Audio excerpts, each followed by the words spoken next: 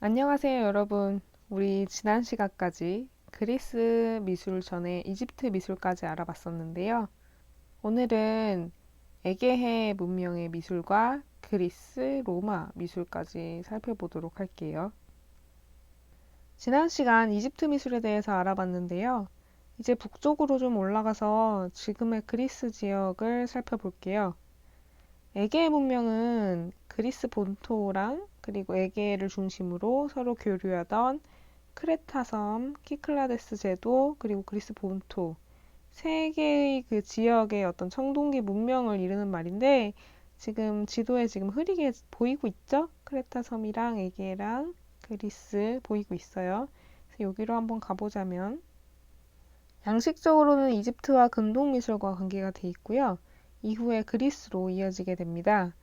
자, 한번 확대를 해서 보자면 사실 이 문명에 대해서는 알려진 게 많지 않아가지고 호메로스가 트로이 전쟁 기록한 일리아드에 이렇게 언급돼 있는 정도로 이야기가 됐었는데 이게 이제 본격적인 발굴이 1900년대인가 1800년대쯤에 이루어지게 돼요. 그래서 되게 최근에 발굴이 되었다고 볼 수 있는데 지금도 사실 얘기하기로는 그때 발굴 과정에서 조금 미흡한 부분들이 많아서 좀 득보다는 해가 더 많이 끼쳤다고 얘기를 하기도 합니다.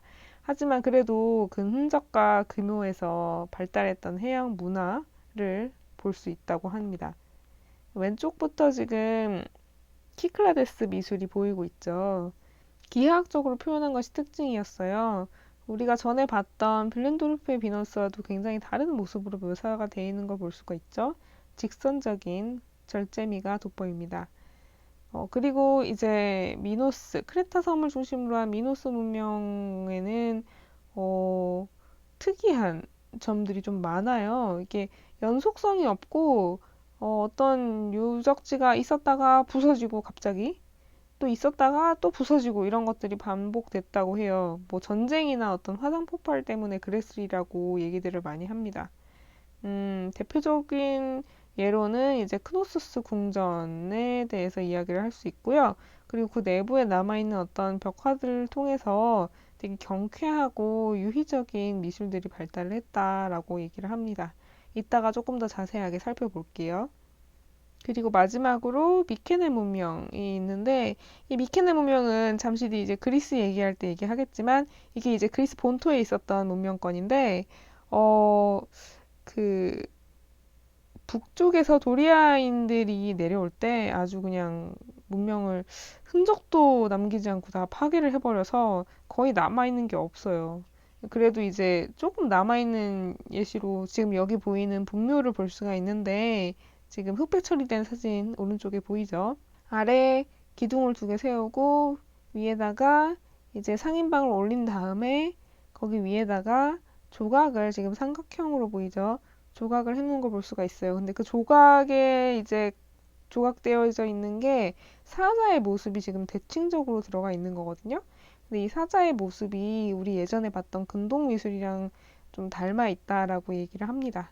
어쨌든 간에 지금 이 세 가지를 살펴보면은 되게 다 특색이 다르게 전개가 되었던 문화권으로 보면 좋겠고요. 아까 이야기했던 미노스 문명의 크노소스 궁전을 살펴볼게요. 이걸 굳이 얘기하고 싶은 이유는요, 이 규모 면에서 사실 우리가 되게 놀라울 정도로 번성했었던 그 문명권의 흔적을 살펴볼 수 있기 때문이에요. 이 크노소스는 그리스 크레타 섬에 있는 현존하는 것들 중 가장 규모가 큰 청동기 시대 유적지라고 할 수가 있대요.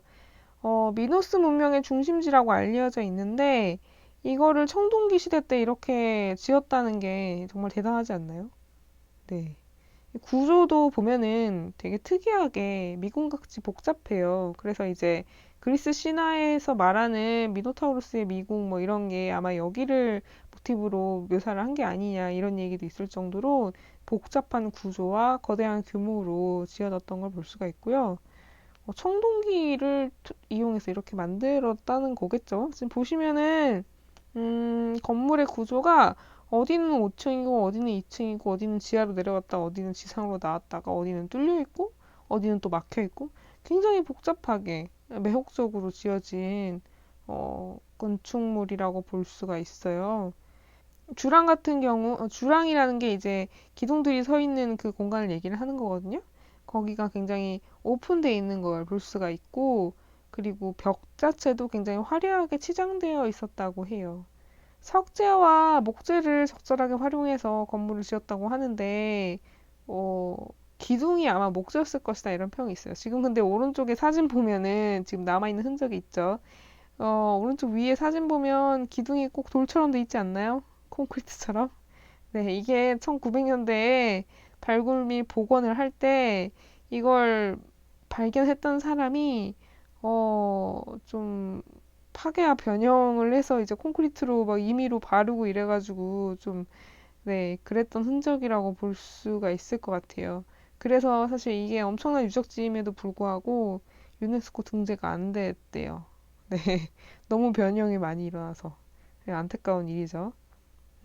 그래도 한번 보고 지나갑시다. 이렇게 오른쪽에 보면은 평면도 보이는데, 어마무지하게 복잡한 저 구조. 정말 길 잃기 딱 좋게 생겼죠? 우리는 이걸 지금 평면도로 보면 그냥 한 개 층으로 보이지만, 이게 여러 개의 층으로 지금 겹쳐 있는 부분들이 있다는 거잖아요. 되게, 네, 놀라운 문명이었으리라 짐작을 할 수가 있습니다. 자, 그러면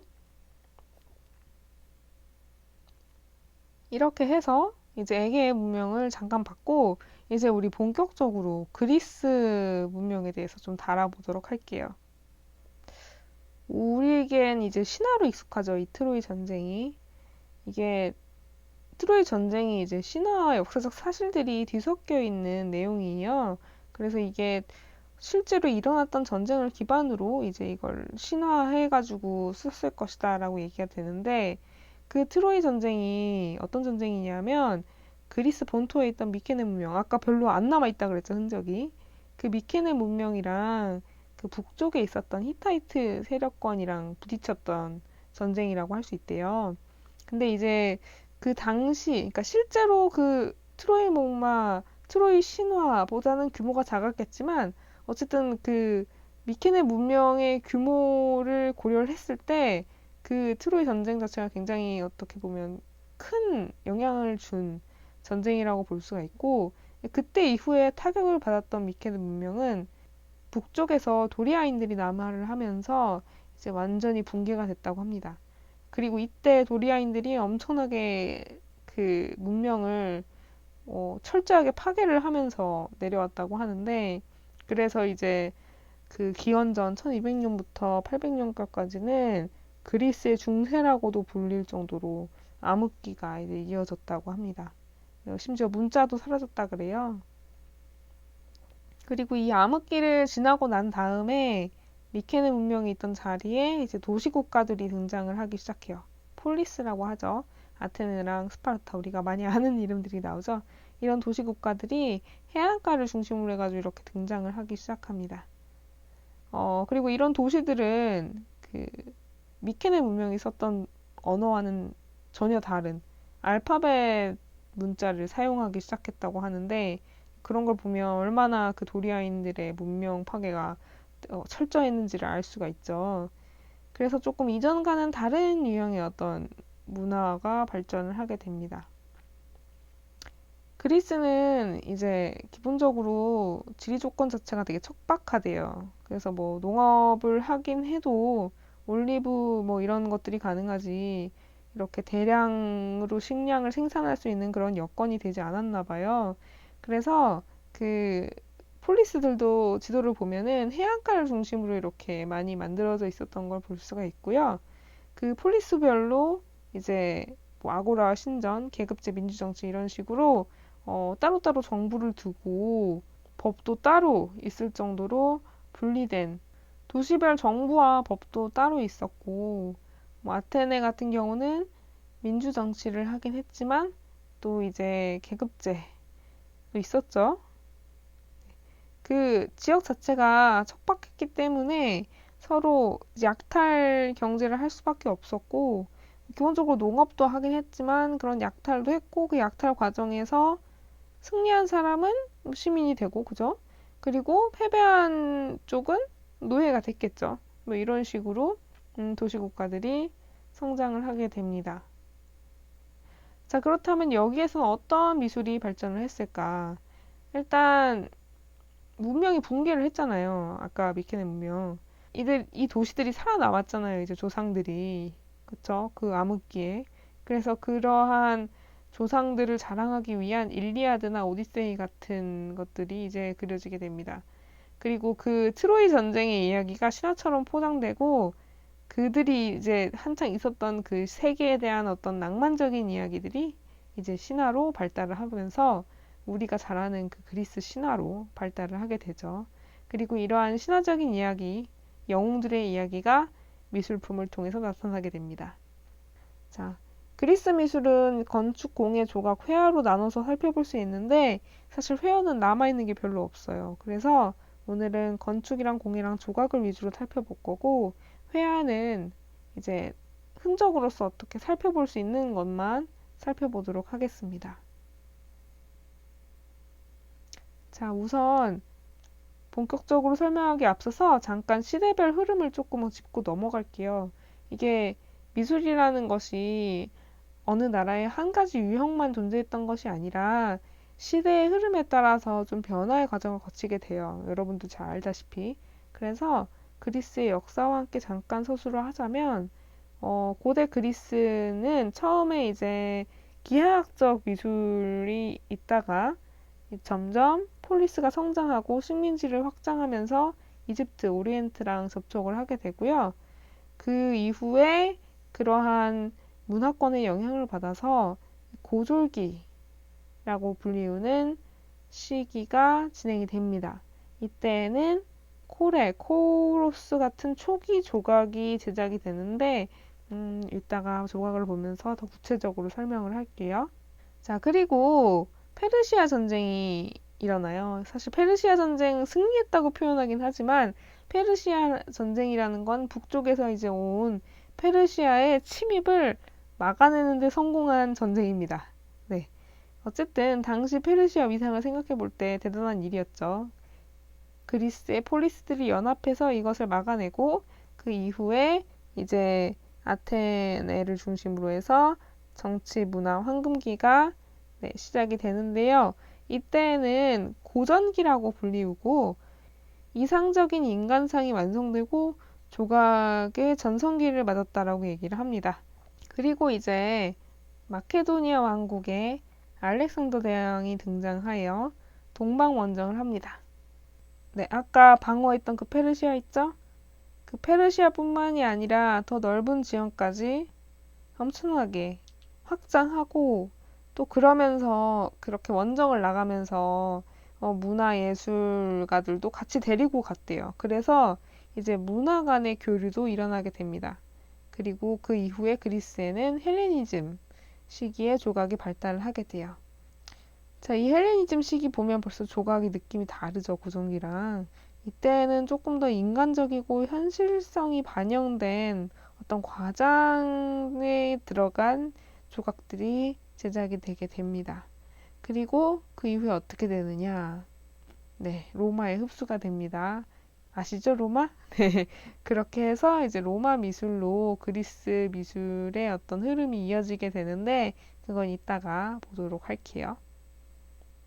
자, 그럼 우선 건축부터 보자면 이거 되게 익숙한 건축들 아닌가요? 많이 봤었죠? 왼쪽에 있는 거는 네,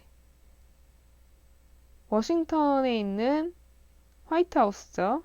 그리고 중앙에 있는 건 그렇죠. 여러분한테 아주 익숙한 국회의사당, 여의도에 있는 국회의사당이고 오른쪽에 있는 것은 덕수궁 석조전이에요. 지금 보시면은 형태들이 다 비슷하죠. 이렇게 기둥들이 앞에 서 있고 그 위에 삼각형이 올라가 있거나 아니면 그냥 평평한 판이 올라가 있거나 뭐 이런 식으로 기둥들이 이렇게 쭉 세워진 건물들 되게 많이 봤을 거예요. 그죠? 이 건물들이 네, 그리스 신전과 굉장히 닮아 있습니다. 우리가 지리적으로 사실 이집트나 그리스나 거리적으로 멀기는 좀 비슷하잖아요. 근데 상대적으로 우리가 그리스 미술을 훨씬 더 익숙하게 여겨요. 그 이유가 이렇게 우리 주변에서 아직까지도 그 그리스 미술의 영향을 살펴볼 수 있기 때문인데요. 자, 이 그리스 건축에 대해서 한번 살펴보도록 할게요. 그리스 건축이 여러 개가 있는데 그걸 다 다루기엔 우리 시간이 모자랄 것 같아서 선생님이 대표적인 건축이라고 할 수 있는 파르테논 신전을 뽑아왔고요. 이제 이걸 중심으로 그리스의 건축이 어떤 형식으로 발달을 했는지를 한번 살펴볼게요. 자, 지금 보이는 이 사진 보시면은 돌밖에 없지만 사실 이것이 처음 지어졌을 때는 이렇게 채색도 되어 있고 위에 조각도 있었다고 합니다. 자, 지금 이 보이는 신전은 파르테논 신전이라고 하고요. 이 신전은 이퀴노스가 설계하고 페이디아스가 조각했다고 얘기가 전해져 내려와요. 되게 당시에 유명했던 건축가와 조각가겠죠. 이 파르테논 신전은 폴리스 아테네에 지어진 신전이에요. 그리스 건축은 신전 건축을 중심으로 발달을 했고, 이 신전이라는 것은 신을 모시는 공간이자 시민들이 공동체 의식과 애국심을 결성할 수 있는 어떤 공공 장소였어요. 그래서 이 신전 같은 경우는 이제 아테나에 지어졌고 신 아테나를 위한 신전이기도 했어요. 그래서 내부에 거대한 아테나 신상이 이렇게 황금으로 칠해져서 있었을 것이다 라고 얘기가 되고 있고요. 그리고 지금은 이게 다 뚫려 있어서 우리가 보기에는 되게 밝은데 싶지만 실상 이게 지어지고 쓰였을 때에는 되게 벽이 다 막혀 있어서 어두운 내부를 가졌으리라고 예상을 한다고 합니다. 지금 오른쪽 위에도 보이죠? 맨 겉에 쪽에 있는 기둥 뒤 같은 경우 공간이 뚫려 있지만 그 안쪽으로는 이렇게 막혀 있는 걸 볼 수가 있는데 이게 평면도상으로 봤을 때 이렇게 생겼을 거래요. 그래서 지금 겉에 이렇게 기단 위에 있는 동그라미들은 겉에 있는 저 큰 기둥들이었을 거고 그 안에 이제 기둥들이 있고 벽체가 있는데 그 안에 공간은 이렇게 다 막혀 있었을 것이다 라고 얘기를 하죠. 그리고 내부에 이제 거대한 신상이 있었을 거고요. 자, 그래서 이 그리스의 신전이라는 거는 우리가 아는 어떤 종교 건물이랑은 조금 달라요. 우리가 아는 종교 건물은 이제 교회 같은 걸 예로 들 수 있는데 사람들이 들어가서 거기서 이제 다양한 의식을 진행을 하잖아요. 근데 그리스 신전 같은 경우엔 그러지 않았을 것이다. 들어가서 의식을 치르더라도 아주 소수의 어떤 은밀한 의식이었을 것이고 만약 도시 공동체가 모두 같이 진행을 해야 되는 의식이라면 이 신전 앞에 광장에서 혹은 이 신전 기단 위에서 진행을 했을 것이다 라고 얘기를 합니다. 뭐 그렇게 조금 지금의 우리가 아는 종교적 건물과 다르다라고 생각을 하고 일단 지나가고요. 그리고 이 파르테논 신전 같은 경우는 전쟁 이후, 그러니까 아까 페르시아 전쟁 얘기했었죠? 네. 페르시아 전쟁 이후 아주 아테네의 기상이 아주 그냥 하늘 끝까지 올라갑니다. 전쟁 이후 아테네의 번영과 위엄을 잘 드러내는 신전 건축이라고 할 수 있고요. 그리고 이 건축에는 비례와 균형의 조화가 아주 잘 나타나 있다고 합니다. 황금 분할비로 표현이 됐다고 하는데 구체적인 거는 혹시 궁금하면 한번 찾아보시면 될 것 같고요. 그리고 지금 양식적으로는 고전적인 도리아 양식, 이따가 이제 그 건축 양식에 대해서 잠깐 설명을 할 건데요. 그런 도리아 양식이랑 장방형 건축, 이렇게 네모나게 건축을 지었던 걸 볼 수가 있어요. 그리고 이집트와 미케네의 건축 양식인 열주식 기둥이랑 삼각지붕을 결합했다. 그러니까 이 열주식 기둥이라는 거는 기둥을 이렇게 연이어서 이렇게 쫙 배치를 한다는 거죠. 근데 그런 형태가 사실 이집트의 신전 건축이나 혹은 미케네의 어떤 건축 양식에서도 있었어요. 근데 그거를 이제 흡수를 해서 열주식 기둥을 이렇게 세우고 그 위에 오른쪽 위에 작은 사진에 보이죠? 삼각 지붕을 이렇게 얹은 거를 볼 수가 있어요. 이 삼각 지붕은 이제 그리스의 특징이 되는 거죠. 그리고 그 삼각 지붕 안에는 다양한 조각들을 채워 넣었습니다. 그거 외에도 사실 이 파르테논 신전의 특이점에 대해서 이야기를 하자면 굉장히 많은 점을 이야기를 할 수 있는데, 뭐 일례로 들자면 이게 되게 네모네모나면 되게 경직돼 보일 수 있잖아요. 그죠? 딱딱해 보일 수 있단 말이에요. 그거를 이제 시각적으로 안정감을 주기 위해서 그 딱딱한 구조에 조금 변형을 일으켰어요. 뭐 예를 들어서 기둥 같은 경우는 엔타시스 기둥이라고 해가지고 우리가 흔히 아는 베을린 기둥 있죠? 기둥의 3분의 2 지점에서 배 부분이 살짝 이렇게 볼록하게 해주는 거. 그래서 이렇게 곡선으로 처리된 거. 지금 여기 가운데 기둥 봐도, 파르테논 신장 비둥 봐도 살짝 아래로 갈수록 살짝 통통해졌다가 다시 쑥 들어가는 걸 볼 수가 있어요. 이런 형식으로 엔타시스형 기둥을 활용해서 조금 그 직선적인 건축의 딱딱함을 조금 부드럽게 만드는 방법을 활용한 걸 엿볼 수 있고요. 그리고 또 기단의 중심부, 그러니까 밑에 지금 건물 밑에 이렇게 계단처럼 올라가 있죠? 네, 그게 기단이에요. 그 기단의 중앙부를 주변보다 조금 더 높게 설정을 해가지고 사람들이 보는 시각에서 그 좀 덜 무거워 보이게 건물이 너무 이렇게 막 퍼져 보이지 않도록 좀 날렵한 느낌을 주도록 일부러 설계를 한 점들도 있어요. 그리고 또 저 기둥들이 지금 맨 오른쪽 끝에 있는 기둥들, 모서리에 있는 기둥들은 그 안쪽에 있는 기둥보다 상대적으로 빛을 많이 받잖아요. 그러니까 그 바깥쪽에 있는 기둥 자체를 조금 더 두껍게 만들었대요. 신기하죠? 빛을 많이 받으니까 안 보이게 되니까 조금 더 두껍게 만들어서 안쪽에 있는 기둥들이랑 좀 균형을 맞춘 거죠. 네, 그런 점들, 특이점들이 많아요. 더 설명하고 싶지만 여기까지 하고 지나갈게요. 지금 설명했던 저 도리아 양식에 대해서 잠깐 또 살펴보자면 이 건축, 우리가 아는 이 그리스 로마 건축들은 건축 양식들이 굉장히 구체적으로 세분화돼서 묘사가 돼요. 근데 그렇게까지 막 이걸 미술사 공부하면 이 건축물의 구조에 뭐 어디는 뭐라고 부르고 뭐 트리글리프, 메토프 난리 나거든요. 명칭들을 다 외워야 되는데 그건 하지 않아요, 우리는. 다만 이제 가장 특징적인 요소를 꼽은 이 세 가지 양식만 좀 짚고 넘어갈게요. 그리스 로마의 이 건축 양식 중에서 기둥과 주변부의 비례나 조각의 배치 등에 따라서 도리아식, 이오니아식, 코린트식으로 건축의 양식을 분류해서 설명을 하는데 왼쪽에 있는 게 도리아, 중앙에 있는 게 이오니아, 오른쪽에 있는 게 코린트식이에요. 보면 알겠지만 그 점점 복잡해지는 거 볼 수 있죠? 그게 가장 단순하게 그냥 그렇게 알고 있으면 돼요. 왼쪽 같은 경우는 주두, 그러니까 기둥의 맨 위에 기둥이 이렇게 세로로 서 있으면 그 세로로 서 있는 거 위에 이렇게 가로로 딱 얹어지는 그것이 상인방이라고 불려요. 그 상인방 바로 밑에 지금 기둥의 머리 부분 보시면 그 머리 모양이 계속 달라지는 걸 볼 수가 있죠.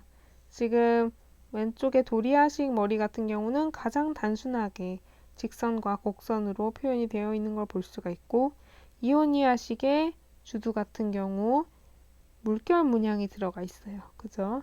그리고 코린트식 같은 경우는 머리 부분에 복잡한 덩쿨 무늬가 들어갑니다. 요거 한번 보시고요. 이후에 그리스 로마 건축을 보면 이제 여러분들 말할 수 있겠죠? 이게 도리아식인지 이오니아식인지 코린트식인지 주두를 보고 구분하면 가장 쉽습니다. 자, 네. 요거는 이제 우리 로마 건축 볼 때 한 번 더 살펴볼게요. 로마에서도 이게 잘 나타나요. 자, 그리고 이제 조각에 대해서 잠깐 얘기를 해보자면요. 아까 시기로 설명했었죠? 네. 페르시아 전쟁 이전 고졸기 시기 조각에 대해서 잠깐 보자면 이때는 무덤가에 제작했던 코로스, 남성 입상은 코로스라고 불리고 여성 입상은 콜이라고 불리는데 이런 형식들의 조각이 많이 발견이 되고 이게 초기 이집트의 영향을 많이 받았어요. 지금 보시면 알겠지만 형태적으로도 굉장히 유사하죠. 좌우 대칭 엄격하게 따진 거 볼 수가 있고 그러면서도 인체 구조, 뭐 근육 같은 거 이런 것들 탐구했던 흔적들을 볼 수가 있어요. 그리고 그 이집트랑 조금 다른 점은 이집트가 아주 기하학적이고 엄격한 그리드 그려가지고 이렇게 인물 비례 나타냈던 거 알죠? 거기보다는 조금 더 자연스러운 표정과 포즈를 추구했던 걸 볼 수가 있습니다. 그래서 지금 살짝 안 보이지만 살짝 사람들이 미소를 짓고 있어요. 이런 것들 아르카익 스마일, 그러니까 고졸 미소라고 하는데 조각에 조금 더 자연스러운 생명력을 불어넣고자 하는 어떤 시도다라고 얘기들을 많이 합니다. 자, 이제 페르시아 전쟁 이후는 고전기라고 불리는데 이 시기의 조각들은 보시면은 우리가 알고 있는 그 그리스 조각들이죠. 네. 아주 이상적으로 표현된 조각들이 보이고 있습니다. 왼쪽 같은 경우는 원만 던지는 사람, 그리고 중앙은 창을 든 남자, 창이 없죠. 빠졌겠죠? 네. 그리고 아프로디테상 이렇게 보이고 있는데요. 다 비슷한 시기에 제작이 됐는데 이 아프로디테가 가장 마지막에 만들어진 작품이라고 볼 수 있고요. 대부분 이 조각들은요, 그리스 시대 조각을 로마 시기에 모작으로 제작해서 남아있는 경우가 대다수예요. 네. 자, 이 고전기 조각의 특징으로는 일단 이상적인 절대 규범을 형성했다라고 얘기를 해요. 그러니까 해부학적으로 인체 비례를 따지면서 또 동시에 수학적인 개념을 도입해가지고 인체의 어떤 세부적인 묘사를 했다고 하는데 이게 뭔 말이냐. 이 중앙에 있는 창을 든 남자를 만들었다고 전해지고 있는 이 폴리클레이토스라는 사람이 캐논이라는 어떤 논문 같은 글을 썼대요. 그래서 거기에서 이 남성 입상의 이상적인 원리를 제시를 했다고 하는데 그러니까 어떤 규범을 정한 거예요. 그죠? 근데 그 규범이 이제 비례라든지 조화라든지 균형이 어떻게 하면 이상적으로 나타나느냐에 대한 원리를 완성을 해가지고 이렇게 글로 써서 남겼다고 하고요. 이집트 같은 경우는 그 그리드가 굉장히 경직된 법칙으로 정해졌었잖아요. 이렇게 가로, 세로, 네모네모를 그려서. 그런데 그 캐논에서는 이제 전체와 부분 간의 어떤 조화라든지 전체와 전체 뭐 그런 식으로 유기적으로 비례를 그 설정하는 것에 대해서 강조를 했다는데 그게 남아있질 않아요. 네, 아주 일부만 전해지고 그런 게 있었다라는 얘기만 전해지는 정도여서 우리는 대강 그 수학적 개념의 도입에 따른 인체 표현이라는 걸 지금 보이는 이 조각들의 어떤 비례적인 요소로만 알 수가 있습니다. 궁금하지 않나요? 네, 저는 궁금한데. 느낌도 지금 다 비슷하죠? 그리고 이때에는 미소가 사라져요, 얼굴에서. 아르카일이라고 했는데 아르카익 스마일이에요.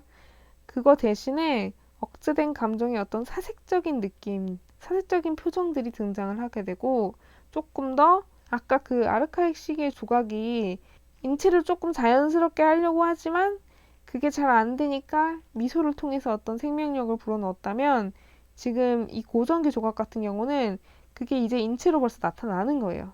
생명력이. 그래서 지금 피부나 근육 묘사 보세요. 아까보다 훨씬 더 자연스러워졌죠? 거기에서 우러나오는 어떤 이상적인 생명력을 지금 인체에다가 구현해서 표현하고 있는 걸 볼 수가 있어요. 함축적이죠, 되게. 그리고 이때에는 비대칭 균형을 활용하게 되는데 이걸 콘트라포스트라고 불러요. 이게 한 발에 무게중심을 둔 다음에 다른 쪽 무릎을 이렇게 자연스럽게 구부리는 거야. 우리가 많이 서 있는 포즈들이죠. 그래서 전체적으로 완만한 S자를 그리도록 그 고졸기 조각과는 다른 자연스러움이 지금 나타나고 있고 이걸 통해서 어떤 조각에 있어서 조형적인 자연스러운 풍부한 표현들이 확 드러나게 되죠. 그리고 지금 여기에는 없지만 이때 조각을 청동으로 주조하는 방법이 굉장히 많이 활용이 됐다고 해요. 지금으로서는 청동 조각이 거의 안 남아 있는데요. 그 이유는 여러분 청동 뭔가 그렇게 녹일 수 있는 소재로 뭔가를 만들면 아시죠? 급박한 시점이 되면 이제 다 녹여서 무기 만들고 그러는 거 아시죠? 네. 그래가지고 이때 당시에 만들어졌던 어떤 청동 조각들이 거의 남아있질 않습니다. 아쉽게도. 자, 그리고 이제 헬레니즘기로 넘어가 볼게요. 헬레니즘 헬레니즘기는 아까 얘기했었죠. 어떤 사건을 기점으로 헬레니즘기로 넘어간다고요? 그렇죠. 알렉산더 대왕의 동방원정. 그걸 통해서 동서문물이 교류가 되고 또 그게 얼마나 격동의 시기였겠어요. 그죠? 알렉산더 대왕이 살아있을 때 확장한 영토가 어마무지하죠. 그리고 그 확장했던 영토가 알렉산더 대왕 사후에 어떻게 되죠? 네, 다 뿔뿔이 갈라서 흩어지게 되죠. 네. 그런 어떤 역사적인 상황들을 실시간으로 봤던 그 시기에 사람들은 얼마나 다양한 감정을 느꼈을까요? 그죠? 그래서 헬레니즘기의 조각을 보시면은요, 굉장히 사실주의에 입각한 표현들이 많이 드러나요. 그리고 뭐 이렇게 말하기도 해. 무절제와 순간성을 지향하며 연극적 비장함과 분노, 슬픔 등 감정이 극적으로 표현되는 어떤 조각들이 나타난다고 해요. 일단 이 라오콘 군상은 주제 자체가 굉장히 극적인 순간을 잡은 주제예요. 이게 이제 트로이 전쟁에 관련된 신화에서 트로이 신관 라오콘과 그 아들이 이렇게 포세이돈의 저주를 받아가지고 뱀에 물려 죽는 그 장면이거든요. 근데 이거를 굉장히 격정적으로 잘 표현했죠? 네. 아까 고장기 조각에 비하면 표정 어때요? 훨씬 더 극적이죠. 막 고통스러워하는 그 장면이 잘 묘사가 되어 있고 근육이나 포즈 같은 것도 아까 그 고정기 조각 같은 경우는 이렇게 살짝 움직인 것들 그리고 뭐 역동적으로 원반을 던지는 그 사람도 이렇게 그 순간에 딱 멈춰 있는 것 같은 그 어떤 영원성을 잘 담아냈다고 하면은 이 헬레니즘기 조각은 진짜 살아있는 것 같은 격정적인 감성들 그리고 생명력이 느껴지는 그런 조각들이 많이 제작이 돼요. 그리고 이거 외에도 굉장히 많은 조각들이 있지만, 네. 일단 대표적인 예시로서 이것만 가져왔고요. 네, 여기 얘기가 늦게 나오네요. 역동적 자세와 화려한 의상 장식. 네, 그런 식으로 적극적인 실험 정신이 많이 드러나고요. 그리고 신화를 소재로 한 비장미 잘 보이죠. 그리고 지금 오른쪽에 보이는 니케 여신상 같은 경우는 시리아 해전을 기념하기 위한 조각으로 아마 추정이 되고, 그리고 이게 원래 분수 위에 그 배를 이렇게 조각해서 배 위에다가 이렇게 어, 올려놨었을 것이다라고 얘기를 하는데, 젖은 옷이랑, 그러니까 이게 지금 바람에 펄럭이는 이 옷감 자체가 그 왼쪽에 지금 라오콘상 밑에 있는 옷감이랑 느낌이 다르잖아요. 주름이 조금 더 짜글짜글하잖아요. 이제 이게 아마 옷이 젖어가지고 피부에 딱 붙으면서 이렇게 펄럭이는 거를 묘사를 한 것이다라고 얘기를 해요. 굉장히 실험적이죠, 그죠? 그러면서도 동시에 바람까지 느껴지는 그런 조각작품 지금 보고 있습니다. 굉장히 사실적인 면모들이 돋보입니다. 어때요, 여러분들? 여러분들은 헬리즘기 조각이 좋나요? 아니면 고전기 조각이 좋나요? 아니, 또 몰라. 맞아, 고졸기. 고졸기 조각 좋아할 수도 있어. 그 아르카이브 미소 하고 있는. 네. 선생님은 개인적으로는, 고전기가 좋은 것 같아. 고전기가 조금 더 뭐랄까. 돌이라는 소재에 걸맞는 어떤 영원성이 돋보인다고 해야 되나? 헬레니즘기 조각도 멋있긴 한데 조금 격정적인 면모가 조각보다는 다른 소재가 더 잘 어울리지 않을까라는 생각을 잠깐 하게 됩니다. 아니 이건 미술사 하다가 갑자기 이상한 개인적인 얘기 했는데 여러분들도 한번 이렇게 공부하면서 이렇게 자꾸 이입해서 생각해 보세요. 내가 좋아하는 건 뭘까? 나는 이게 더 마음에 들어. 이런 생각들을 하면서 미술사를 공부를 하면 조금 더 기억에도 잘 남고, 그리고 실제로 여러분들한테도 추후에 의미 있는 정보로 기억이 될 거예요. 네, 자, 그럼 일단 지나가겠습니다. 그리스 회화요. 자, 그리스 회화는 현존하는 회화 작품이 없어요. 그래서 그 당시에 회화가 어땠을 것이다는 지금 보이는 이 도자기 그림이라든지 혹은 모자이크 복제품을 통해서 알 수가 있어요. 심지어 이 모자이크 같은 경우는 그리스에서 만들어졌으리라고 전해지는 어떤 그림을 모자이크로 모사한 샘플이에요. 그리고 이 모사한 거는 이제 로마에서 했어요. 네. 이런 식이에요. 그리스의 유물들이 생각보다 그때 것이 많이 남아있지가 않아서 아까 봤던 그 조각들도 되게 많은 조각들이 다 로마 시기에 그리스 조각을 복제한 사례들이거든요. 근데 이제 그걸 통해서 볼 수밖에 없는 거죠. 어쨌든 다시 회화로 넘어오자면 그리스 회화는 고전기, 그러니까 아까 봤던 그 조각들이 만들어진 고전기에 이제 회화들이 환영적인 공간을 완속하게 표현했다고 전해진대요. 환영적인 공간이라는 건 그야말로 그림을 봤는데 공간이 있는 거야. 평면처럼 보이는 게 아니라 이렇게 뭔가 공간이 있는 것처럼 환영적으로 이렇게 대상들이 앞과 뒤와 멀리 있는 것과 가까이 있는 것과 뭐 위에 있는 것과 아래에 있는 것 이런 공간들이 잘 표현되게 묘사됐다고 하긴 하는데 남아있질 않죠. 근데 지금 이 모자이크화를 보면 대강 보이죠? 모자이크화를 보면 뭐 앞에 있는 말과 뒤에 있는 말 이렇게 공간들이 이렇게 구별돼서 배치되어 있는 걸 볼 수가 있어요. 평면상에서. 원근법이 꽤 잘 나타난 작품이죠. 그리고 굉장히 복잡한 구조로 지금 만들어졌죠?